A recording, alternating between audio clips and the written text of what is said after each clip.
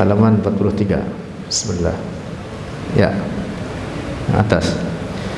Faidatun ukhra, bermula ini itu faidah yang lain. Man i'taqada, siapa orang i'taqada, meyakini zukuratal malaikati, akan laki-laki pada para malaikat. Kana ada yaman fasiqan, itu seorang fasik. Wa fi kufrihi, dan terkait kekufurannya man qaulani, itu dua pendapat. Ada sebagian ulama mengatakan bahwa orang yang mensifati malaikat dengan laki-laki dihukumi kafir. Sebagian ulama lainnya mengatakan tidak dihukumi kafir tetapi fasik, dosa besar. Wa man i'taqada, dan siapa orang i'taqada, meyakini unusatahum, perempuan pada para malaikat, au khunusatahum, atau banci, kebencian terhadap para malaikat, kana kafiran, adalah dia man kafiran, seorang yang kafir, bil ijma'i, dengan kesepakatan para ulama.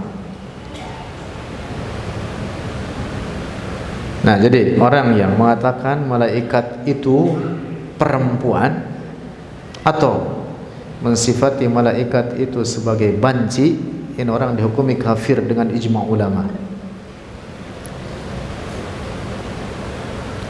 Lianna dzukurata, karena kelelakian, asyrafu minal unusati wal khunusati, itu lebih mulia daripada keperempuanan atau banci.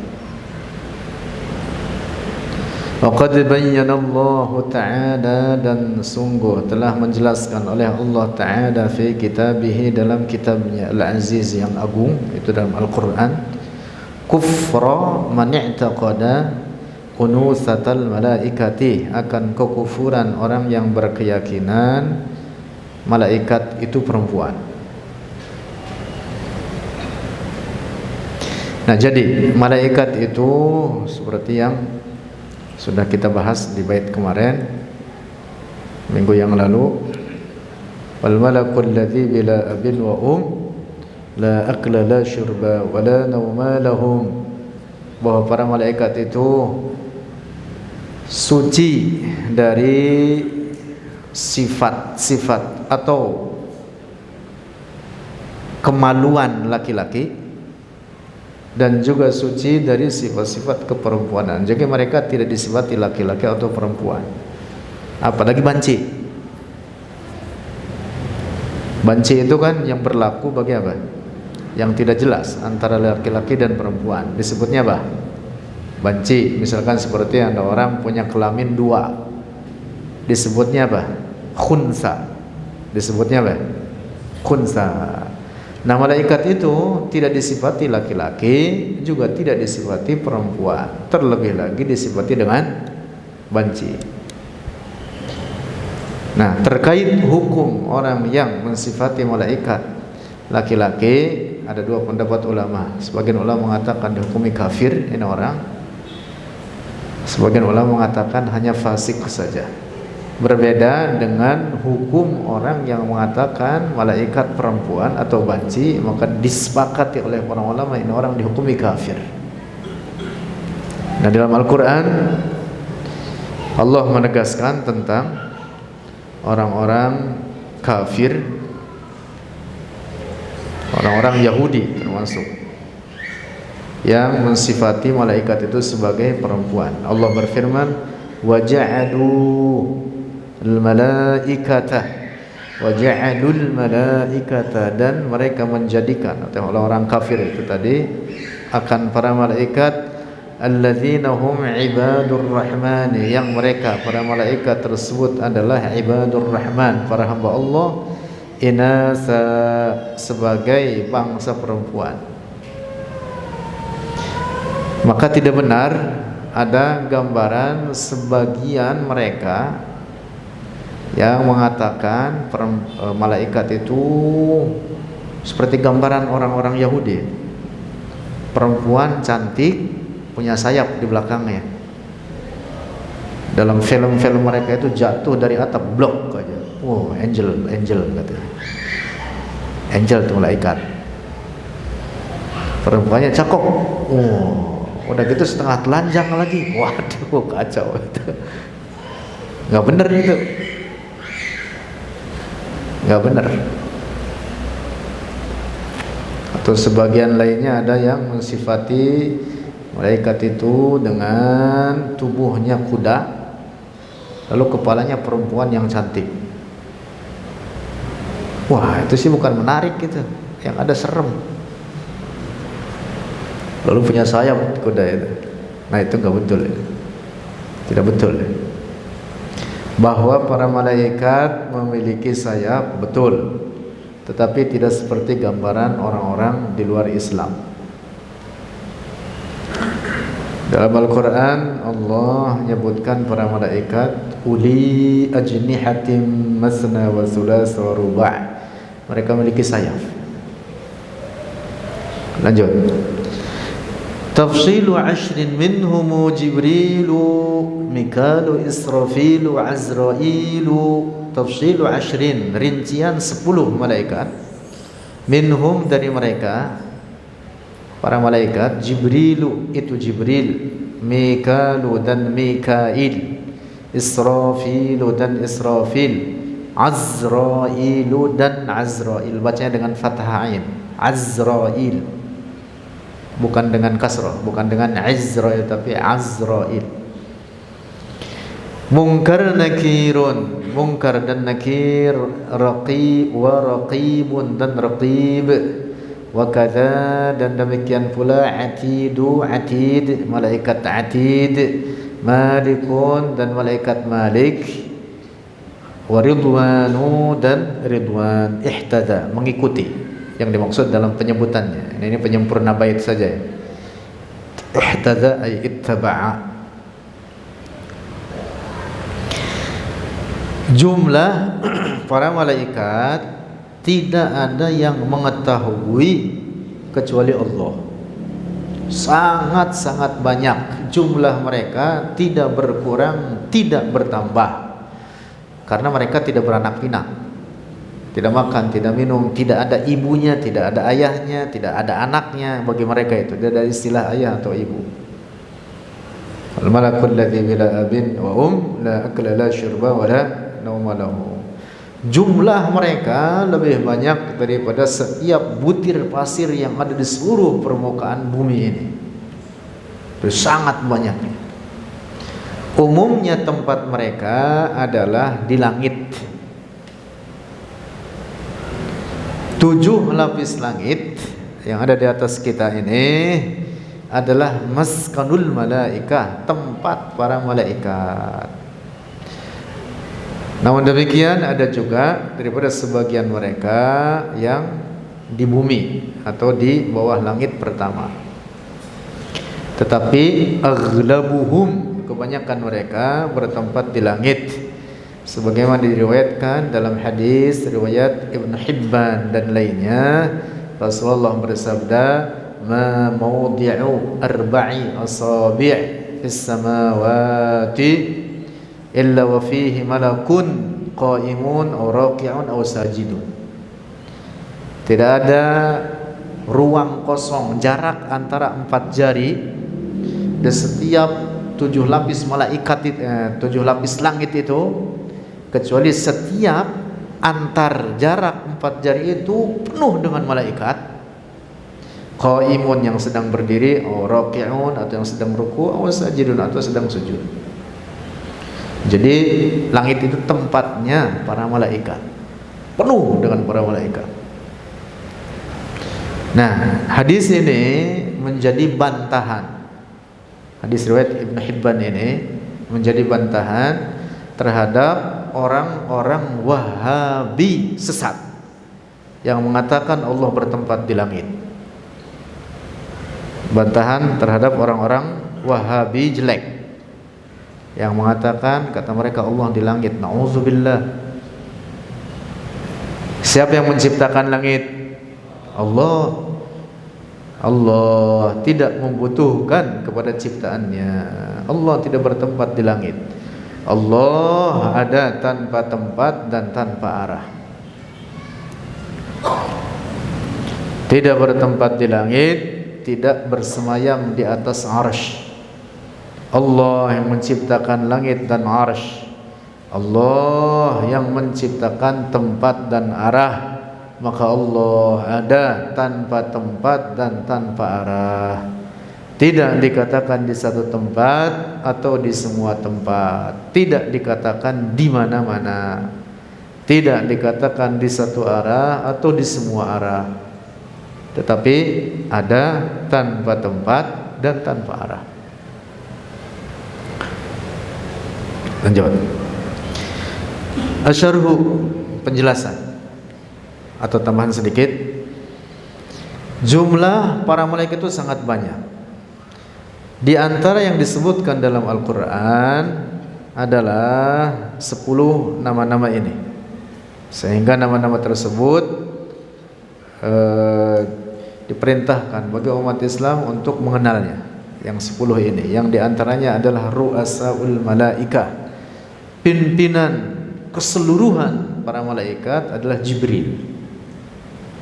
Jibril, pimpinan keseluruhan malaikat. Lalu para malaikat, kemarin sudah kita bahas, tidak mati kecuali nanti pada tiupan pertama, nafkhatul ula, oleh malaikat Israfil, maka para malaikat tersebut mati. Lalu para malaikat punya ruh. Nah, dan menamakan manusia dengan nama malaikat boleh. Misalkan menamakan orang dengan namanya Jibril, boleh. Gak apa-apa. Faisal mau punya anak, keluar laki-laki namanya Jibril, boleh, gak apa-apa. Nanti Faisalnya bapaknya disebut Abu Jibril. Abu Jibril. Cuman yang udah ada jadi teroris. Yang penting jangan jadi teroris. Abu Jibril. Atau nama yang lainnya, misalkan yang umum dipakai seperti Ridwan. Bapaknya Levi, Ridwan. Ayahnya Malik. Gitu. Atau namain anak siapa? Kira-kira kalau Azrail gimana itu?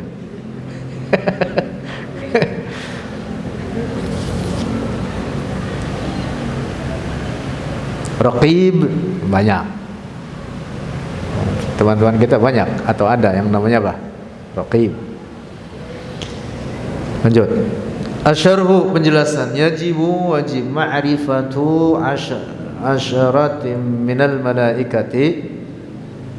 Wajib oleh mengenal 10 dari para malaikat alaihimussalamu wa hum, dan mereka asyaratun minal malaika arba'atu aqsamin, itu 4 bagian. Ada 4 bagian atau pengelompokan. 1, al-mutasarrifun, para malaikat al-mutasarrifun. Al-mutasarrifun itu artinya yang mengurusi atau yang punya kerjaan ya mengurusi sebagian makhluk Allah sesuai perintah Allah. Wahum, dan mereka mutasarrif, al-mutasarrifun. Jibrilu, itu Jibril, malakul wahyi, malaikat pembawa wahyu. Wa Mikailu, sedikit tambahan. Ada sebagian orang bertanya, Jibril tugasnya diantaranya adalah membawa wahyu kepada para nabi. Nabi terakhir dan tidak ada lagi nabi sesudahnya, yaitu nabi kita Muhammad sallallahu alaihi wasallam. Pertanyaannya, Jibril sekarang ngapain? Anggur dong. Ini kata orang, ada sebagian orang mengatakan begitu. Berarti apa? Ada kerjaan yang semula kerjanya membawa wahyu, dengan terputusnya kenabian, dengan nabi terakhir, wafatnya nabi terakhir yaitu nabi kita Nabi Muhammad, maka berarti tidak ada lagi yang diberi wahyu atau diturunkan wahyu kepadanya oleh Jibril. Apa kerjaan Jibril? Masa kesana kemari bawa map, lamar kerjaan.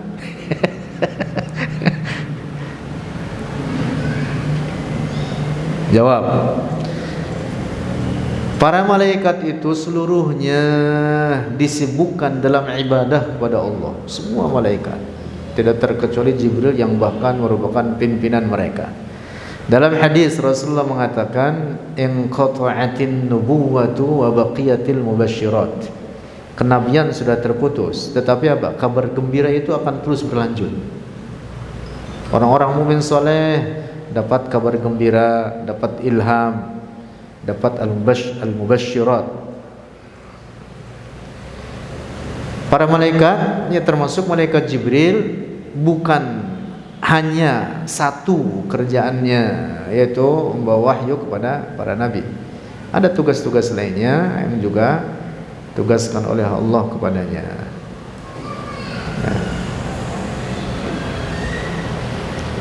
Di antara tugas pokoknya adalah itu, membawa wahyu. Tapi juga ada tugas-tugas yang lain, sehingga tidak nganggur. Yang nganggur itu yang nganggur itu manusia, pengangguran. Wa Mikailu, dan Mikail muwakkalun, nih malaikat mutasyarrifun disebutnya. Muwakkalun, diberi perwakilan, bil amtari, dengan hujan-hujan, wal arzaqi, dan rizki-rizki, artinya menyampaikan rizki-rizki kepada para hamba Allah sesuai dengan perintah Allah. Wa taswiril ajinnati, dan membentuk janin-janin.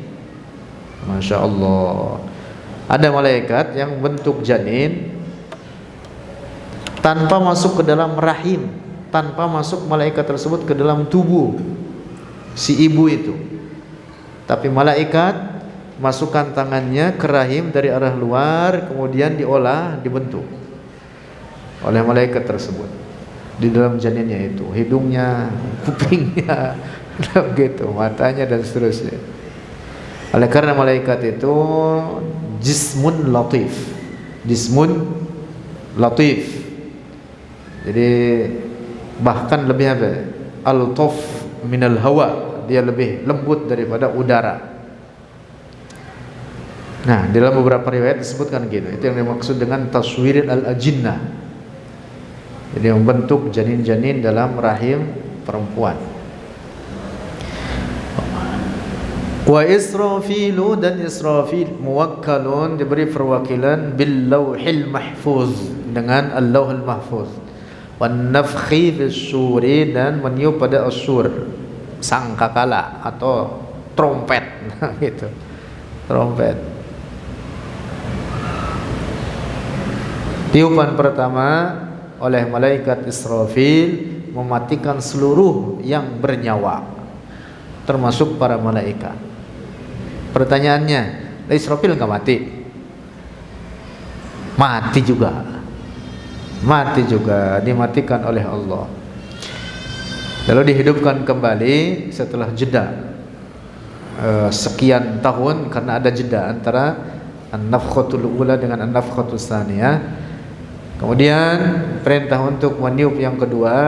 Dengan tiupan yang kedua tersebut, maka bangkitlah seluruh yang mati itu tadi. Faidahum qiyamun yanzurun, bangkit mereka, termasuk para malaikat itu tadi bangkit lagi. Nah, malaikat dimasukkan semuanya nanti ke surga. Manusia dan jin dihisab. Yang berhak masuk surga masuk surga. Wa Azrailu, dan Azrail muwakkalun biqabdi arwahi al-khalaiqi, diberi perwakilan dengan menggenggam ruh-ruh para makhluk. Azrail yang mencabut nyawa. Pertanyaan, ini dibahas sebenarnya di kitab-kitab. Kematian itu sangat banyak.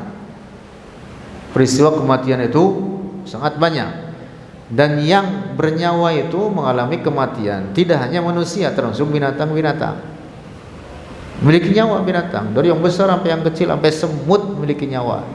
Pokoknya yang hidup memiliki nyawa. Masuk binatang-binatang. Nah, kematian itu dalam satu saat bisa sangat banyak. Ada satu tempat tsunami, sekian ribu orang mati. Di saat yang sama pesawat jatuh, sekian ratus orang mati. Saat yang sama tabrakan mobil, saat gempa, gunung meletus. Misalkan di saat yang sama itu kematian banyak di sini, di tempat-tempat di seluruh permukaan bumi. Nah, malaikat Azrail itu cabut nyawanya bagaimana itu? Kusono kemari. Sibuk berarti dia. Keburu kagak itu?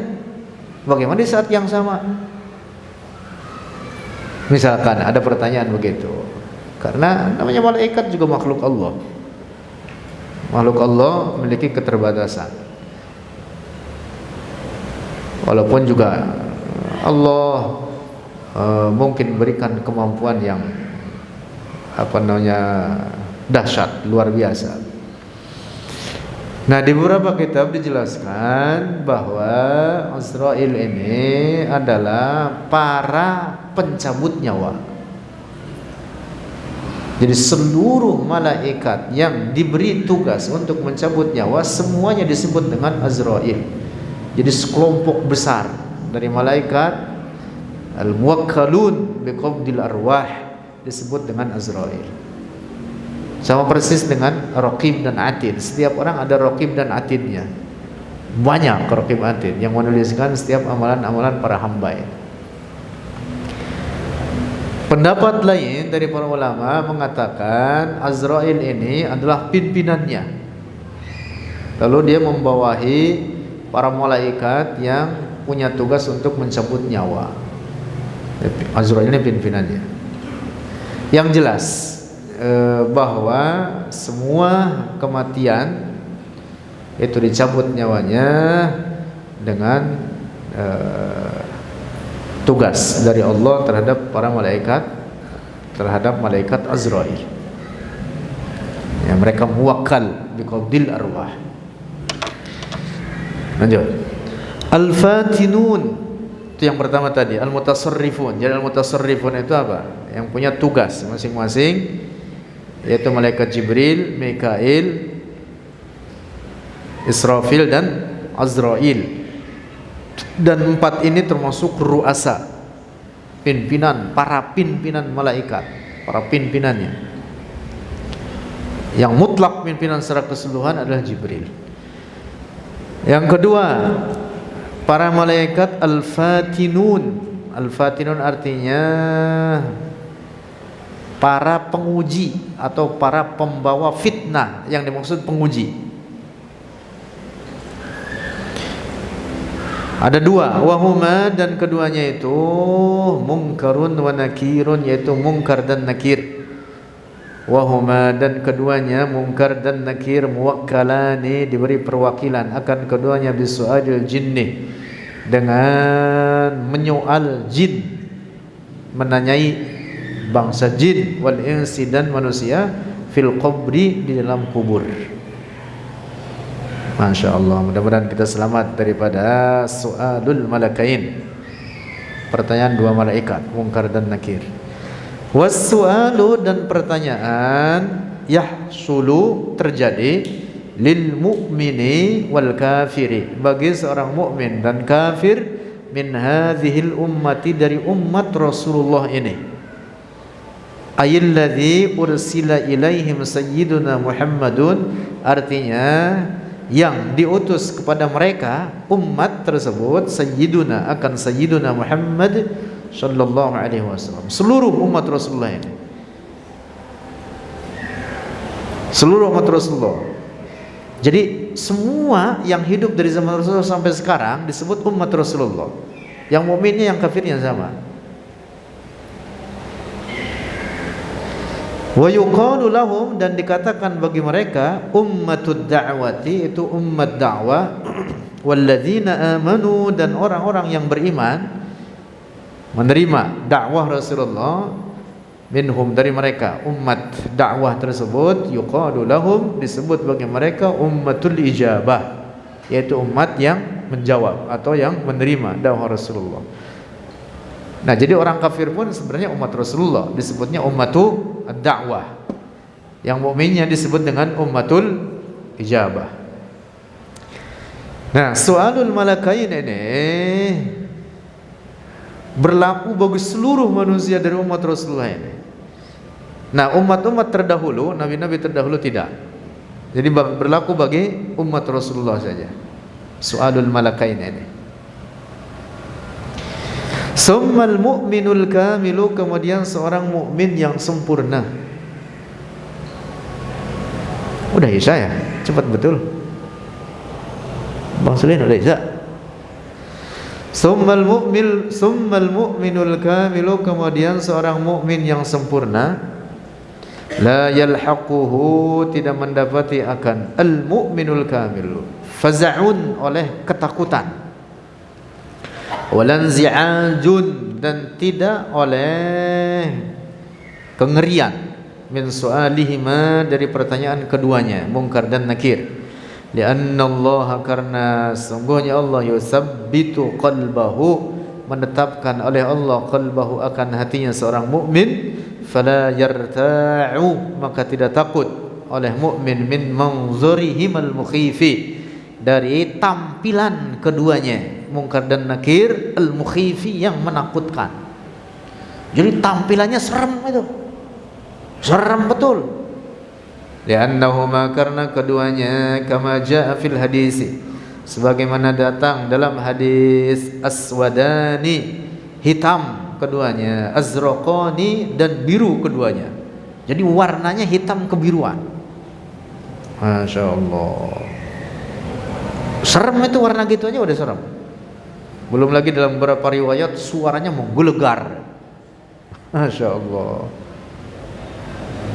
Allahu Akbar. Jadi kedatangan aja udah serem betul. Serem. Dalam sebagian pendapat disebutkan warnanya itu hitam kebiruan, mirip seperti burung gagak. Jadi hitam tapi ada kebiruannya. Makanya burung gagak aja serem. Itu baru burung gitu. Udah gitu aja di kuburan mulu lagi. Burung gagak serem, apalagi ini malaikat. Lanjut, wa yustasna, dan dikecualikan, min hadas su'ali, dari ini pertanyaan, at-tiflu, anak kecil. Anak kecil tidak ditanyai di kuburnya oleh dua malaikat munkar dan nakir, termasuk anak kecil yang meninggal dari keluarga kafir sekalipun. Di akhirat min ahlin najat, di kubur tidak disoal, termasuk daripada kelompok yang selamat. Wasyahidu, dan seorang yang mati syahid juga tidak ditanyai di kuburnya. Wa kadzalikal anbiya'u, dan demikian pula para nabi. Jelas para nabi, karena para nabi itu lebih tinggi derajatnya dibanding para malaikat. Jelas para nabi itu lebih tinggi derajatnya dibanding malaikat. Kalau mungkar nakir masih nanya aja songong namanya. Gitu soal.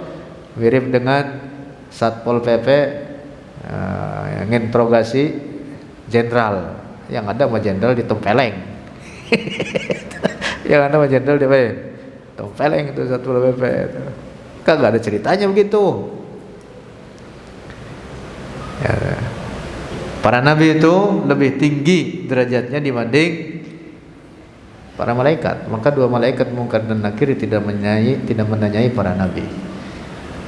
Wal muradu, dan yang dimaksud bil tiflin, dengan anak kecil, man mata dunal bulughi, adalah orang yang mati sebelum balik. Nah, mati sebelum balik umur 10 tahun misalkan, 11 tahun, 2 tahun, 3 tahun, maka di akhirat selamat. Tidak mukallaf ini anak, dan di akhirat masuk surga. Gitu.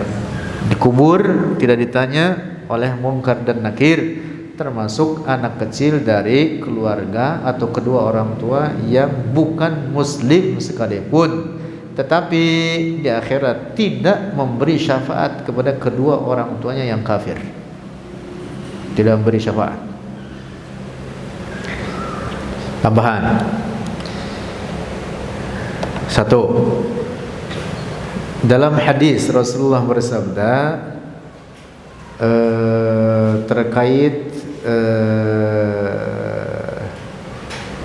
suratul mulk, tabarakalladzi biyadihil mulk, 30 ayat dalam Al-Quran.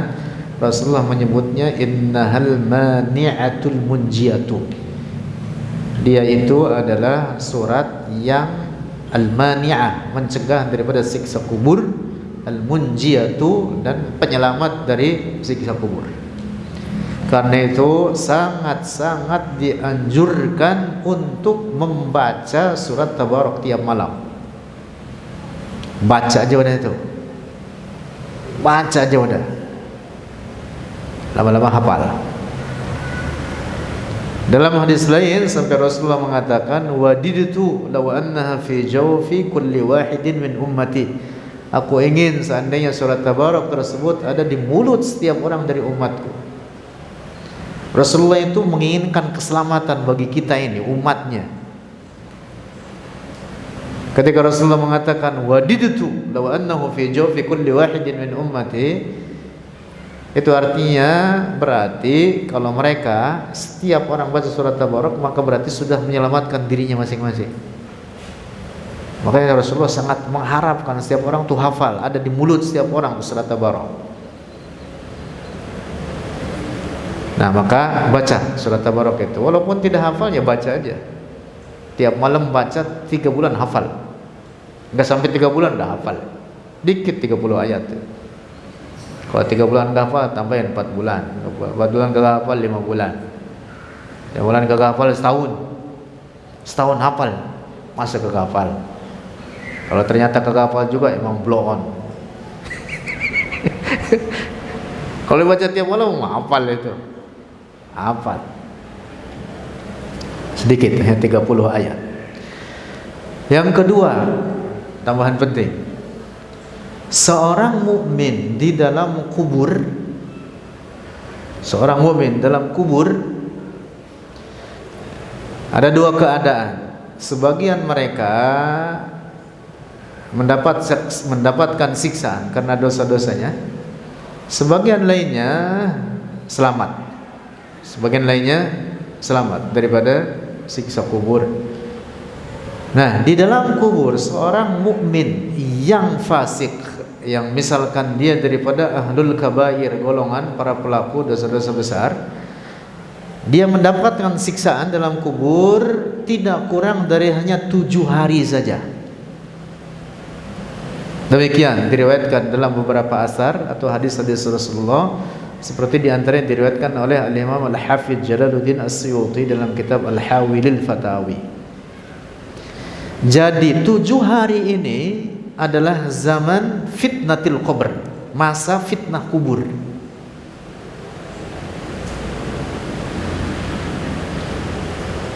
Jadi kalau dia termasuk dari yang harus mendapatkan siksaan dalam kubur, disiksa dalam kubur tentu jauh lebih ringan dibanding orang kafir.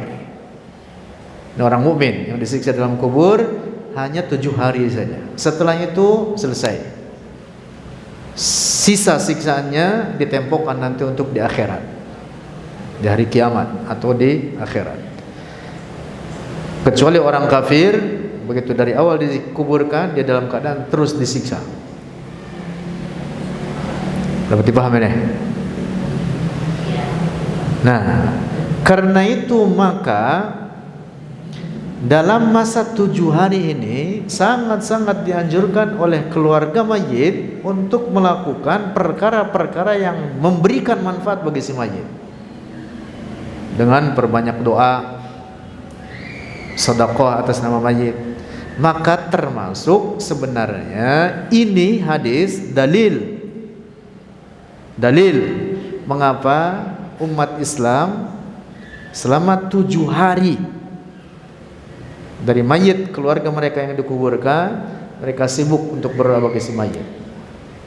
Ini bukan tradisi di Indonesia saja, apalagi dikatakan bahwa ini warisan tradisi Hindu. Orang mengatakan gitu blow on. Nauzubillah, orang-orang Wahabi jelek mengatakan begitu. Ini ada dasarnya. Ini dikerjakan oleh para ulama tabi'in. Disebutkan dalam kitab Al-Hawilil Fatawi. Sangat-sangat dianjurkan pada masa zamanul fitnah ini, yaitu dalam 7 hari ini, keluarga mayit untuk memperbanyak doa baginya, bersedekah atas namanya, beramal soleh atas nama dia, didoakan, dibacakan Quran. Ini dasarnya. Jadi bukan hanya sebatas itu tradisi orang Indonesia saja, tidak. Bahwa ketentuan mau bikin atau tidak itu hukumnya bukan wajib, tetapi kalau dibikin ada dasarnya. Penting ini supaya dipahami ini. Mau bikin 3 hari saja, sisanya misalkan oleh pihak keluarganya, silahkan. Yang jelas amal soleh apapun bentuknya dari orang yang hidup mukmin, peruntukan bagi mukmin lain yang telah meninggal sampai pahalanya. Itu banyak dalilnya.